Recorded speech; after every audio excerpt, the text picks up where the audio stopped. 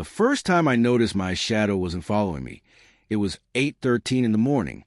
The sun was bright, too bright for a cold day in November, and I was standing in my driveway, waving goodbye to my mom as she backed out for work. That's when I looked down. There was my reflection in the car window, clear as day. My outline, my hair, even the red hoodie I wore. But on the ground next to me, nothing. The sunlight stretched across the street, casting long, sharp shadows of the trees, the mailbox, and even the trash can. But where I stood, there was just the pavement. Empty.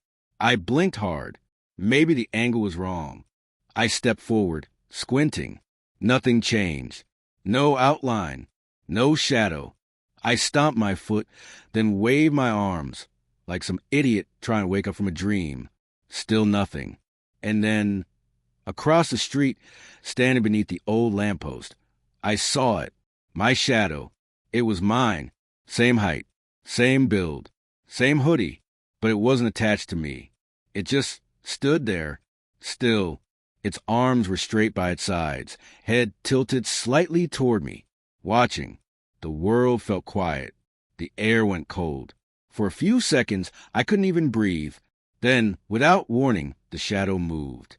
It took one step backward, then another, and then it raised its arm and pointed directly at me. That's when I screamed. I stumbled back toward the front door, slamming into the porch railing. My keys fell from my hand. When I looked back across the street, the shadow was gone, vanished. But that's not the strangest part. Later that day, when the sun started to set, my shadow returned, right where it should have been. Only this time, it didn't move with me. If I waved, it stayed still. If I bent down, it stood tall. And when I looked at it closely, its head was facing the other direction. That was the moment I realized whatever that thing was, it wasn't my shadow anymore. It was something else. The story didn't start that morning, though. It began 2 weeks earlier, the night I decided to sneak into the old school building behind my neighborhood. Everyone called it Crestwood High, but it had been shut down for years after a fire burned half of it down. My best friend Jamie said kids used to play a game there. You'd stand under the moonlight in the gymnasium, look at your reflection in the cracked mirror, and say your own name 3 times. If your shadow blinked before you did, it meant it wanted to trade places. I didn't believe him. Not really. But it was Halloween, and I thought it'd be funny to record it for TikTok. We snuck in around 11:30 p.m. The gym was colder than outside, the air thick with dust and something sour. The moonlight spilled through the broken windows, cutting across the basketball court like silver ribbons. I remember laughing, trying to hide my nerves. Jamie filmed while I stood in front of the mirror. "Go on, Liam," he said. "Say your name." So I did. Liam. Liam. Liam. For a second, nothing happened. My reflection just stood there, staring back. Then my reflection blinked. I didn't. Jamie started laughing. Say it was a glitch in the light, but the laughter died when my reflection didn't stop staring. It just stood there with its eyes open wide, until his hand pressed against the glass. And then the lights in the gym flickered. Jamie screamed for me to run, and we did. We didn't stop until we were out of the schoolyard and halfway down the street. That night, when I got home, I didn't sleep. Every time I closed my eyes, I saw it. My reflection's hand pressed flat against a mirror, as if it were trying to reach me. But by morning, I convinced myself it was just nerves, just a trick of light. Until now, until my shadow refused to follow me. After school, I went straight to Jamie's house. He was sitting on his porch, scrolling through his phone. When he saw me, he grinned, but his face dropped when he noticed I wasn't joking. "Dude, you look pale," he said. "You okay?" My shadow, I whispered, "It's not following me." He blinked. "What do you mean it's not following you?" "I mean it's moving on its own. It pointed at me this morning." Jamie stared, then rubbed the back of his neck. "You're messing with me." "I'm not." I shouted, maybe too loud. "Come to my house after dark. You'll see." That night, when the streetlights flickered on, Jamie showed up. We stood in my driveway under the yellow glow, my heart pounding so loud I could hear it in my ears. For a few seconds, everything looked normal. My shadow stretched behind me, following each of my movements.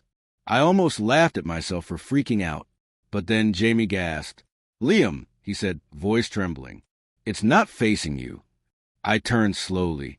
My shadow was standing upright, head turned toward me, its face invisible, but its posture wrong, too stiff, too aware.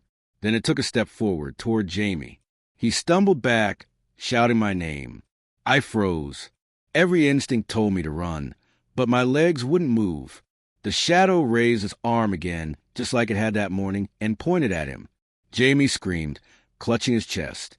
He fell backward onto the pavement, gasping.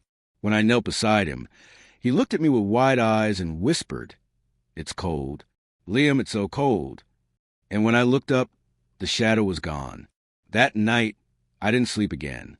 But this time, I didn't just see the shadow when I closed my eyes. I saw me, standing in the dark, pointing. And for the first time, I realized something horrifying. It wasn't trying to hurt me. It was trying to replace me. The next morning, I woke up before sunrise. The sky was gray-blue, and the air outside my window felt heavy, like the world hadn't quite decided to start the day yet. For a moment, I thought maybe everything from yesterday was a dream. Maybe I imagined it. Maybe Jamie didn't really collapse. Maybe my shadow didn't point. Maybe... Then my phone buzzed. It was a message from Jamie. Just one line. "Don't come to school." No explanation. No follow-up. Just that. I tried calling him. No answer. I texted again and again until my phone died. When I plugged it in, I saw that every time I tried to call, the same thing had happened. The call connected, but no one spoke. Only static. Except once, when I thought I heard my own voice whisper back, "I told you not to look." That was when I knew something was deeply wrong. I grabbed my hoodie and ran outside. The sun had started to rise, pale and weak through the clouds. I looked down, half expecting to see nothing, but my shadow was there normal, still, following, almost. It lagged. When I lifted my arm, the shadow waited half a second before doing the same. When I took a step, it hesitated. The movement wasn't smooth anymore. It was watching me first, then imitating, like it didn't remember how to be mine. I tried to ignore it, but my stomach twisted. I turned back toward my house and stopped cold.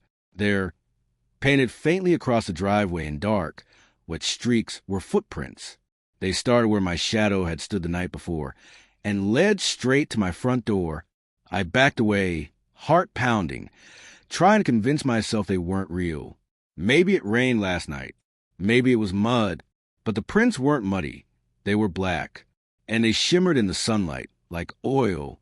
That's when I heard it, a low hum coming from behind me. I turned slowly. My shadow was gone again. I didn't go to school that day. I went straight to Jamie's house, cutting across yards and fences. His mom answered the door, her face tired and confused. "Mrs. Turner." I said quickly, "Is Jamie home?" She frowned. "Jamie's sick, Liam. He's been in bed since last night." "What happened?" Her lips pressed into a line. "He said he saw something strange at your place. He had a fever when he got home. He keeps saying there's someone standing in his room, but..." She stopped, shaking her head. "He's just scared. Halloween got to him." I nodded, but my chest was tight. "Can I see him?"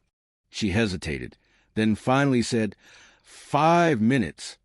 Jamie's room smelled like cold air and sweat. He was under the covers, shivering. The curtains were drawn, but a thin beam of sunlight slipped through, and his shadow wasn't there. He looked up at me, his eyes bloodshot. "It's following you," he whispered. "It came to my house last night." My throat went dry.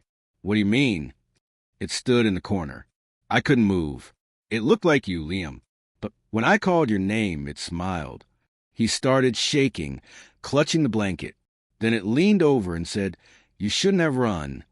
My stomach dropped. I wanted to tell him it was all in his head, but I couldn't, not when I'd seen the same thing.